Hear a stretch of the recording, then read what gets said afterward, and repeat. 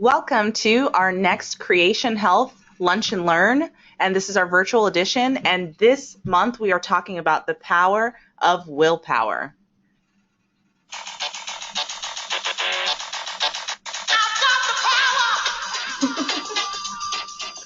Nice little intro for you guys there. So your presenters for today, you have me, Stephanie Arguello, and I'm the Creation Health Consultant for Orlando.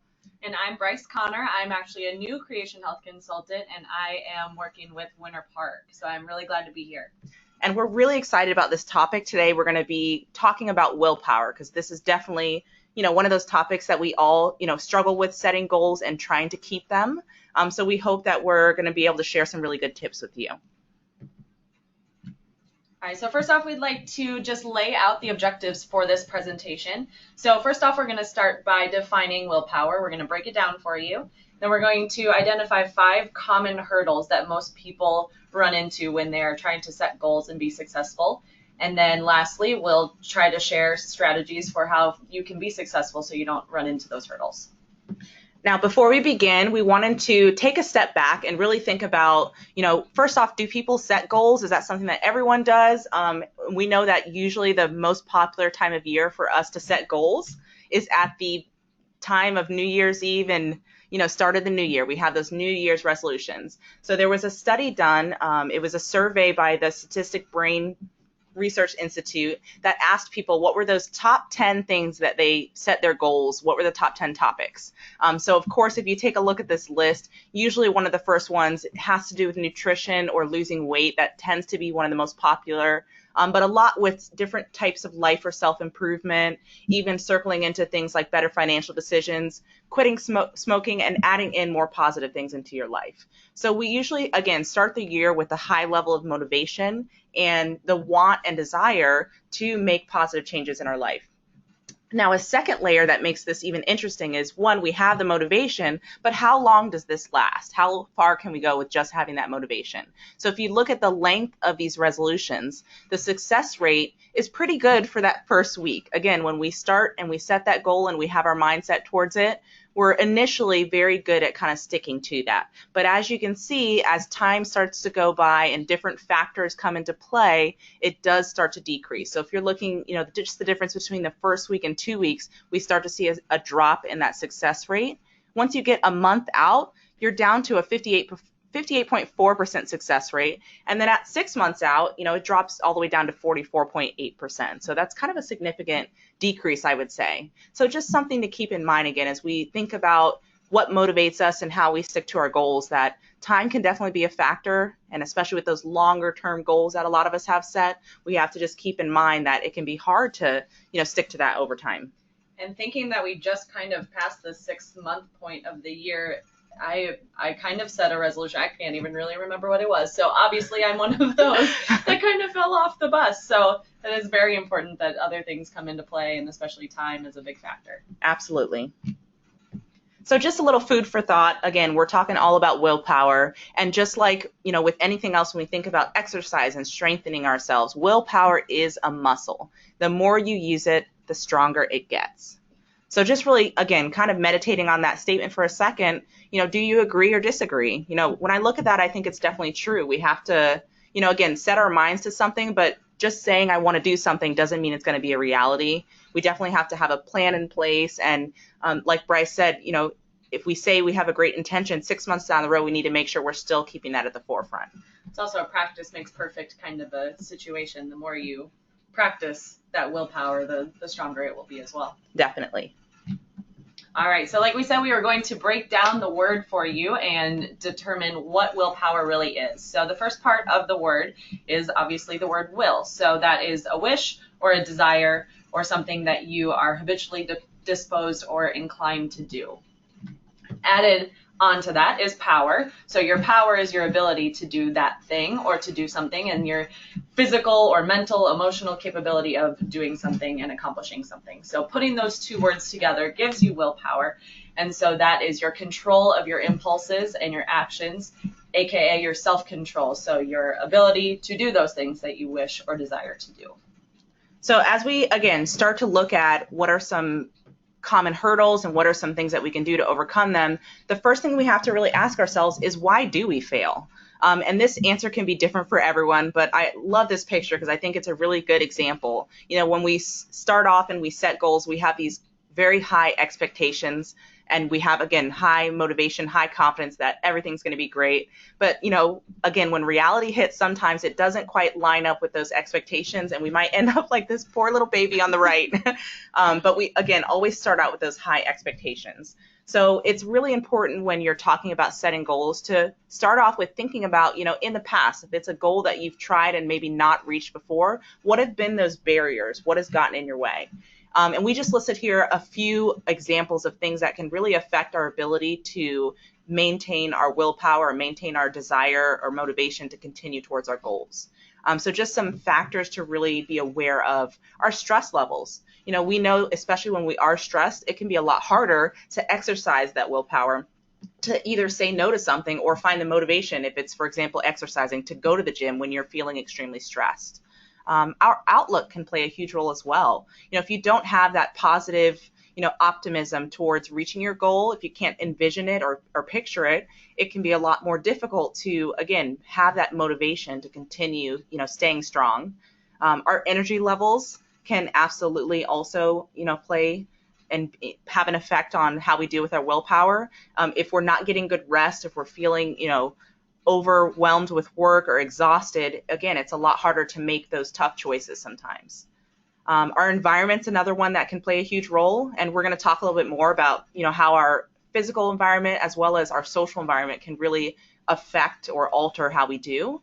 And, our relationships plays a role in not only our environment, but again, a lot of the choices that we make. So it's important, again, before you even start talking about your goals, take a look back at, things that you've accomplished before and things that, again, that you've possibly not reached, and what have been those different factors that have made a difference. So the first hurdle, we're going to go through 5 different hurdles that are very common when it comes to willpower. So these are things that everybody struggles with. And then what are some strategies or solutions to help you be successful? So one of the first things that you really have to look out for is that we tend to give our future self too much credit. So again, when we are at that level of high motivation and we decide, for example, I'm going to stop eating sweets or reduce the amount of sweets. When we have that motivation, it's very easy to say that you're going to be able to say no. But then when you get to work and someone brings in a delicious box of donuts, or all of those chocolates right there on the screen. That picture does look really good. Again, it's much harder to say no when that desire is right in your face. And there was actually a study that was done by Cornell University where they studied women and chocolate, which is an interesting combination, and they found that simply having chocolates in a clear container on your desk, you ate a lot more than if it was in a container that was opaque. So just being able to see it in front of you within arm's reach, we ate a lot more. And then simply moving that out of reach, so moving the chocolate 6 feet away, greatly decreased the amount that we consumed. And another interesting layer to that is if we were more aware of what we were doing, if we had to actually get up and walk to go get a piece of chocolate, we were more aware of how much we were eating, and we would almost overestimate how much we consumed versus, having it on your desk, you're just kind of mindlessly making a choice and eating it because it's in front of you and you're not aware of how much. So something as simple as moving something out of reach can help make it a lot easier instead of just assuming that we're going to be able to say no and have that willpower. So what are some, real tips? What are some things that you can do when it comes to this hurdle? So the first thing is when it comes to self-control, identify your weaknesses. We're all different. So again, if it is nutrition for you, something that you're working on, and your weakness, like mine, which is being definitely a sweet tooth, but if that's your weakness, then you need to have a plan in place so that when you are tempted, you have, maybe something else that you can snack on that will satisfy that sweet tooth without making you cave and go for whatever's been brought in front of you. So definitely having a plan when you're tempted. And then just, again, being aware of those other factors like stress and, being exhausted that will tend to weaken our ability to say no to something. All right, and our second hurdle is that we reward ourselves too early. So you may have set a goal recently and you set that goal, but then you did really well for the first 2 days and you thought that that was good enough. And then you realized you're not working toward your goal anymore. So sometimes we reward ourselves too early, or we may try to reward yourself even before you've even tried to start reaching your goal, saying just that you had the intention to do it, that counts. And so the way that you can kind of fix this and jump over that hurdle instead of being stopped by it is to aim for moderation. So let's say your goal is to exercise more. If you aim for moderation and say you want to start, say you work out 0 times a day or 0 times a week, and you want to work out 2 times a week, as opposed to setting a high flight goal of 6 days a week, you're more likely to be successful in being moderate with that goal, so that you can reach that and don't feel like you're going to fail and reward yourself too early for being successful.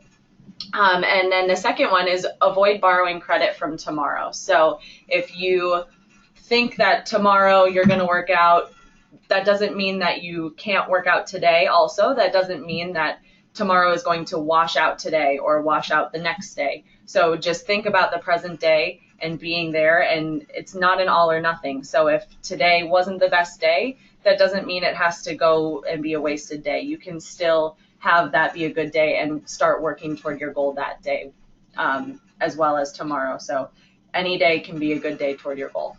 I love that. I think that's a good point. I struggle with that with exercise sometimes, because if I don't have a full hour to do a workout, sometimes I think, well, I don't have the time, so I might as well not go. But even if I can get, 10 minutes in, that's still a bit, getting closer to my goal versus doing nothing. So that all or nothing mentality sometimes can really trip us up. So hurdle number 3 to look out for, we tend to choose instant gratification over long-term satisfaction. And this is something that we really have to look out for, because when you're talking about some of these longer-term goals like weight loss or even financial goals, things like saving for retirement, we're not going to feel necessarily the results of those small choices each day.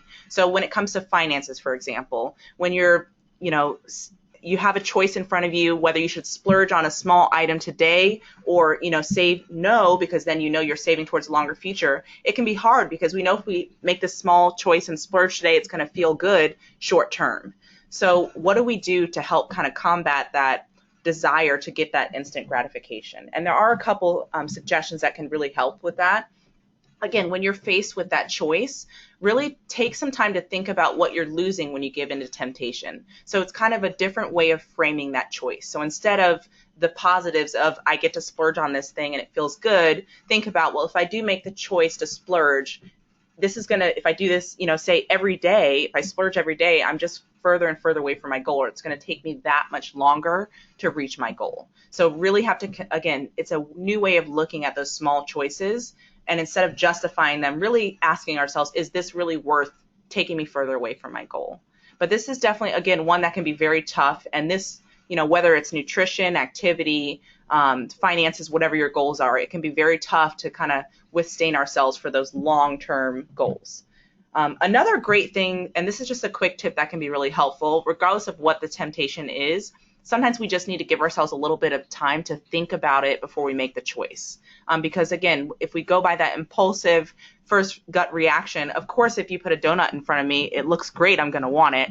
But if I give myself a little bit of time to think about it and consider, maybe ask myself, how am I going to feel after I eat this? Is this bringing me closer to my goal? Am I really hungry now? Is there something else that maybe I can do? So again, if it's nutrition, if it's finances, making a $5 purchase doesn't sound like a big deal, but if I really think about for a second, well, what are the goals that I'm working towards? Is it saving for your first house? Is it, a car repair that you've been putting off? Is it a family vacation to spend time with your family? But really, again, giving yourself a little bit of time to think before you make that impulsive decision can really help us to put things into perspective. And that last one that can be really helpful is to create some short-term goals. And this does 2 things for us, because if, again, you think of the example of saving for retirement, this can take decades, depending on where you're at in your career and your life. So, set some short-term goals along the way, along that path. So you don't just have this one giant target that's so far off that it, doesn't feel like you'll ever get to it. So setting those short-term goals will help to kind of break it up into smaller chunks or into smaller goals. And that also allows more frequent opportunities to celebrate those small wins. So whether the first goal for finances is just to set up, maybe a savings account with $500, whatever that small goal is, you can first reach that and then, stack more long-term goals on top of that. But we definitely sometimes need those smaller stepping stones to help continuous motivation, versus just having that one goal that might be 2 or 3 years down the line. All right, and hurdle number 4, we are influenced by people. In our profession, whether you are in clinical, non-clinical, but in Florida Hospital, you see people every single day. So those people can influence you in a positive way, or they can influence you in a negative way. So that can possibly be just your outlook on your interactions with those people, or they may have different goals than you. So some solutions for this would be to surround yourself with people who share similar goals. So if you say maybe you're trying to quit smoking and you have other people around you who are also trying to quit smoking, that's going to be a lot easier on you and on your goals to have a buddy with you to be able to quit smoking. You can share your experiences, your struggles, and everything like that. So, and you can also celebrate your successes together as well. And we do love buddies here at Florida Hospital. We do know that, having that accountability can make a big difference. Yes. I think they call them accountability buddies. Yes. So the second option is to go public with your willpower and your challenges. So you may post that on Facebook, on Instagram. I know some people will do like Snapchat stories about their workout journeys and everything. And it just, whether people are watching them and giving you feedback on it or not, you know that you're putting yourself out there. So that kind of has that accountability mentality that, okay, people are watching, so I need to do what I say I'm going to do. So you can also talk about your challenges and share your success, and people will ask you about that, and that will push you, I think, toward that goal and know that you're supported. And then another option is to create a goal group. So similar to surrounding yourself with people with similar goals, you can have an actual group and a support group that will help you succeed and get toward your goals, so that nobody's pulling you back and trying to challenge you on your goals. Say, oh, but it's just one cigarette, or it's just one candy bar. It's going to be okay, or it's just one rest day. So it's having a group together that will hold each other accountable and really keep you strong by numbers. And actually here in the office, we have a goal board that we can write our goals on, and you can go and see what other people's goals are. You can update your goals and you can talk about them and keep each other excited about your goals. Because sometimes, like we saw with the New Year's resolutions, after time goes, it kind of fades away. But if you keep yourself motivated and excited and talking about it, you're more likely to keep going toward that. I think that piece can be a real helper too. And then the other thing I love to say with sharing your successes, not only is that holding you accountable, but you never know who you're inspiring. And sometimes, even with some of these large things that people are doing in their lives, they're making huge changes. When you talk about them, someone else can look at you and think, if they can do it, and they're a person that works right beside me in the same, environment, then I can do it too. So not only is it, for you, but you never know who's listening and who you can inspire. Yeah, constantly making an impact. Absolutely. And so the last hurdle, and one that we really, want to just spend a minute focusing on, is that we tend to beat ourselves up when setbacks happen. And it's very true. I know for me, I'm definitely my toughest critic. So when we do set goals, and, we will have setbacks, we will make mistakes. We are human, so that's a part of it. But we tend to get into this negative thought process once we've made a mistake, where we feel guilty or we kind of beat ourselves up. And then once you're in that negative headspace, we're more likely to then, either make the same mistake again or kind of give up because we don't feel like we feel we've lost a little bit of confidence. So that's just something to really be aware of, is first off, just to be patient with ourselves.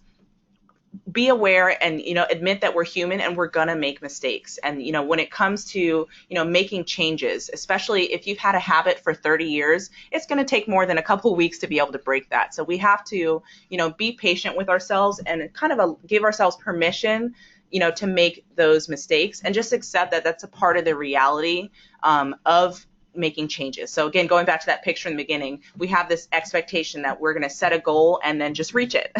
And that sounds great, but in reality, we're probably going to fall a few times. But when you do have those pieces in place, like having a support group, having a plan for when you're tempted, those things will really help you to get back on track. And the other thing that can be really helpful when we do, get into that point where we make mistakes, again, to avoid going into that negative thought process, is just to focus then on, stress relieving strategies. So if we make a mistake, we're going to feel frustrated, and that's completely normal, but then trying to find a positive way to learn from that. So things like meditating. So really take some time to think through, okay, I made a mistake, it happened, I can't control that, but what can I do next time? What can I learn? And so if you see that mistake as an opportunity to strengthen yourself, it's just a completely different outlook. Even doing things like some deep breathing or exercise to release some of that tension, again, it's going to help you to be able to release the stress, relax a little bit, and you're going to be able to go back stronger and just, again, continue. But sometimes with these goals, we have to just remember that it's going to take some time, again, to learn those new habits, and those mistakes are just a part of that process. So a phrase that I really like when it comes to mistakes is that they're proof that you are trying. And this is our secret phrase for this virtual edition. So mistakes are proof that you are trying. So you'll need that when you do the survey at the end. So don't forget. All right, so we just want to recap our tips for success that we shared with you. So the first one is just plan for life's obstacles. Go back to that Boy Scout, Girl Scout motto that you're planning for anything that can happen, because if you don't have a plan, probably not going to succeed. So think about the obstacles that you may have seen even before you set this goal, and plan ahead for those when you inevitably come across them, so that you can have a solution on how you're going to get past that. Keep your eye on the long-term goals. So every little success is a great thing, but keep thinking how those little successes are going to get you to your end-all be-all goal. And third, remember your why. So that's really going to be your driving motivator on where you want to be with your goal and how you're going to get there. So if your why may be your children, maybe you want to be healthier for your children, or you want to set a good example for your children. Maybe it's your parents or your grandparents. Maybe you want to be financially stable for them so you can help them when they are in need and retired. So just remembering that why, and a lot of times it's bigger than you, and that's a good driving factor, that you're doing something for something bigger than you. Another key piece, we talked about that support system. So surrounding yourself with positivity. And that can be difficult sometimes because, I always say control the controllables. There's a lot of times where, especially if you're making a personal change, even within your family life, if you're focusing on nutrition, but you're eating a salad at a table with people who are eating pizza, it can be tough to, keep that positive spirit and keep that motivation. So sometimes we might have to go out and search for that positivity and search for that support. But that can really be that make or break piece when it comes to setting goals. So whether it's virtual support, whether it's finding a buddy, accountability buddy, or a coworker that can, help to re-energize you. But finding that support is really going to help you to, again, stick to those goals and really help you focus on what's most important. And this last one, which again, I think we can't reiterate enough, is just to be patient. Yes. Again, any change takes time, and it's not easy. If it were easy, everyone would be perfectly healthy and never make mistakes. We know that's not reality. So just to remember that it's okay to make mistakes. We have to give ourselves permission and forgive ourselves. And, just like this picture says, just remember to never give up. So we wanted to share a couple of resources with you. If you are, motivated from hearing about this information that we shared, we want to remind you that we do have our WebMD Health Coaches. That is a resource for all Florida Hospital employees, and it is free, and they can do telephonic coaching. So if you have, some specific goals and you maybe need someone to hold you accountable or someone to help you kind of plan out how you're going to reach those specific custom goals, this is a great resource. And we have the number on the screen. It's 1-888-321-1509. Now, as you probably already know, this is also a portion of part 1. So if you need points for your Creation Health incentive, you can earn points. But absolutely, whether this is for points or not, we encourage you to utilize this resource, because it really does sometimes help to know that, in 3 weeks you're going to have another call, and, it'll help to kind of motivate you to continue with the things that you said you were going to do. So that's a great resource. Another one that we have on our campuses, we are so lucky to have our health champions. Ooh. They are incredible. So these are you guys. That's anyone who's, being that motivator for your department. So we do have a fairly large population of health champions, but that's one that we're always trying to grow. So just, of course, I have to plug this. If you are someone who's constantly promoting Creation Health principles for your team, and you haven't become a health champion, please check out our website, creationhealthemployees.com, and learn more about the role, because that's another great motivator, especially because you're the boots on the ground, you're on the unit, so you know exactly what's going on with your team and the best ways to motivate them. And as a bonus for you, we wanted to share some of the resources that have really helped our team personally. So we have a book club, and we recently read this really great book called The Willpower Instinct by Dr. Kelly. And it really talks about the science behind willpower. And it's really got a lot of interesting challenges and exercises depending on what type of goal you have set. So if you're someone who wants to learn a little bit more, we highly recommend this book. It was really great for our team and sparked some great conversation. And it's really helped us change how we approach setting goals. And so the last piece, not that you're here for points, but we want to make sure points will be loaded on a quarterly basis. So we appreciate your patience with that. And we just appreciate, being able to offer this virtual edition. We have heard some fantastic feedback. We recognize that working in a healthcare setting, everyone's schedules can be very crazy and demanding. So we're going to hopefully continue with offering this virtual version for you guys so that you can listen from your homes or listen from work with coworkers. And just don't forget that you'll need that secret phrase for the survey in order to get your points. So thank you guys for coming and listening today from wherever you are. Thank you all, and I hope you have a great day. Don't forget about that secret phrase. And good luck with your goals.